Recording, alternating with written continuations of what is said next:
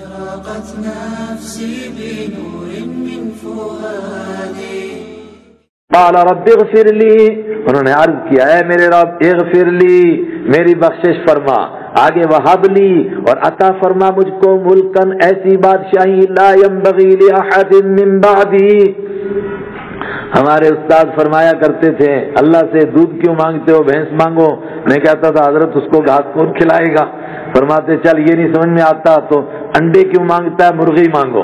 مطلب اللہ سے جب مانگنا ہو تو اللہ کی شان کے اعتبار سے مانگو، اپنی محتاجگی کو نہ دیکھو، اپنی طاقت کو نہیں، اللہ کی طاقت، اللہ کے لیے کیا مشکل ہے۔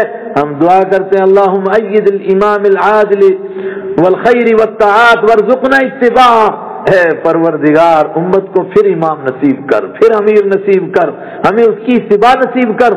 معلوم یار ابھی بھی ایسا ہو جائے گا، ہوگا انشاءاللہ۔ اللہ کی طاقت پر ہم کو نظر رکھنی ہے، اپنی حیثیت کو نہیں دیکھنا۔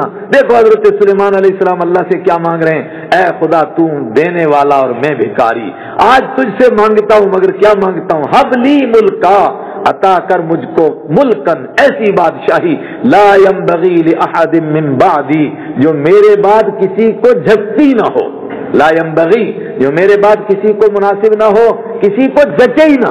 بھائی کہتے ہیں وہ ہماری زبان کا محاورہ ہے سرون ہے پگ لفظیں، بھائی پگڑی رکھنے کے لیے بھی سر چاہیے، اب سر ہو اتنا بڑا پگڑا رکھیں گے تو جچے کا تھوڑا، ایسی بادشاہی دے دے کہ مجھ ہی کو جچے، وہ دوسرے کسی کو جچے ہی نہ۔ اللہ اکبر۔ اللہ نے فرمایا لیجئے، پھر تو مانگ رہا ہے میں دیکھتا ہوں، انک انت الوہاب، اے خدا تو دینے والا ہے۔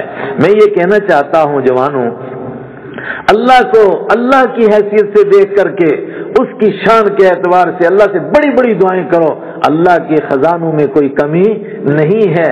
کبھی یہ نہ سوچو اتنی بڑی چیز مانگوں گا کہاں سے آئے گی، کیسے دے گا، ارے اللہ عطا کرنے والا ہے نا، اللہ کے ہاں کوئی مشکل